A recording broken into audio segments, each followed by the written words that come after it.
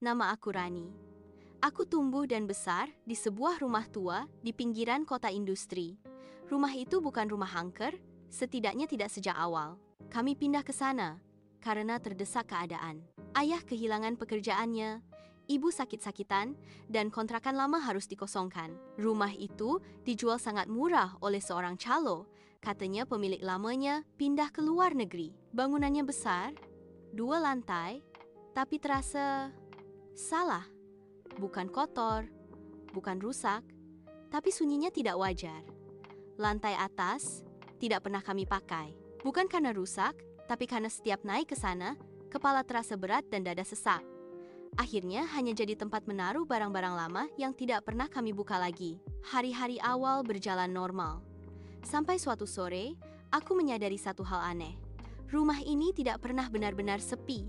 Bukan suara langkah, bukan bayangan, tapi bunyi aktivitas, seperti ada orang yang hidup di jam yang berbeda dari kami. Air mengalir padahal semua keran tertutup. Bunyi benda dipindahkan, tapi tidak pernah jatuh. Dan setiap malam, selalu terdengar satu kursi ditarik perlahan di lantai atas. Ayah mengira itu tikus. Ibu bilang, mungkin pipa. Aku diam saja, karena aku tahu itu bukan suara hewan. Suatu malam, listrik padam. Kami berkumpul di ruang tengah dengan lilin. Tiba-tiba terdengar langkah dari atas. Pelan, berirama. Seperti orang yang sudah hafal denah rumah itu, ayah naik membawa senter. 5 menit, 10 menit, tidak turun. Saat ibu memanggil namanya, suara ayah terdengar dari atas. Tapi nadanya bukan suara orang yang menjawab, lebih seperti orang yang sedang meniru. Ayah turun dengan wajah pucat.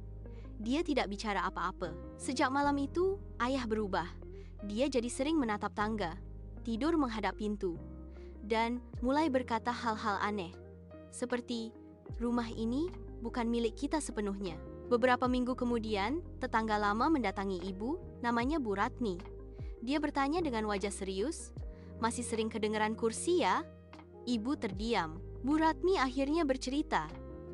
Rumah itu tidak pernah kosong. Dulu, ada satu keluarga yang tinggal di sana.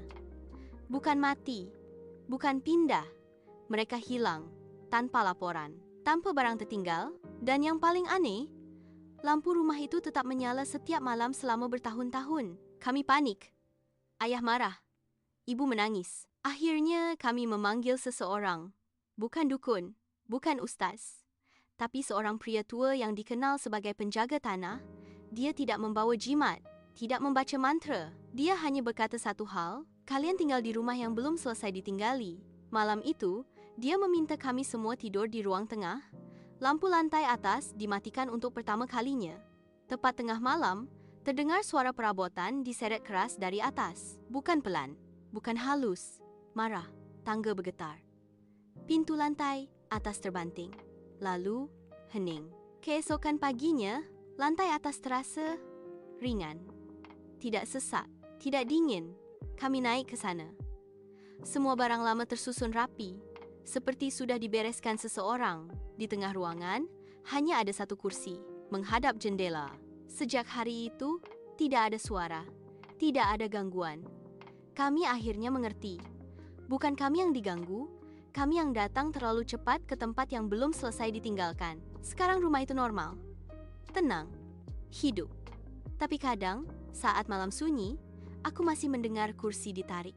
Bukan sebagai teror, tapi seperti pamitan yang terlambat. Bye-bye!